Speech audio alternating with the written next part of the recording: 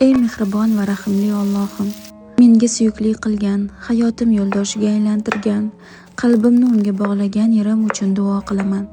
Uni har doim o'zingning panohingda asra.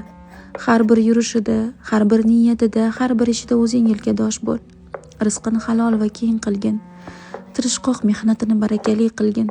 Boshiga sinovlar tushsa sabr bilan yengib o'tadigan kuch ato etgin. Sog'lig'ini mustahkam qilgin. Yuragida tinchlik va vujudi butun bo'lsin. Uning ko'zlarida doim orzu, qalbida iymon va menga bo'lgan muhabbat yashasin. Uni og'ir zamonlarda yiqitmagin. Yengil zamonlarda esa shukr qilishni nasib qilgin.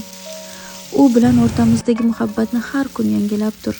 Mehrimizni kuchaytir, ishonchimizni mustahkamla. Ota bo'lishda, er bo'lishda, banda bo'lishda uni eng go'zal namunaga aylantir. Farzandlarimiz ko'ziga u qahramon bo'lib ko'rinsin. Erimni bu dunyoda suyanchig'im, oxiratda esa do'stim qilgin.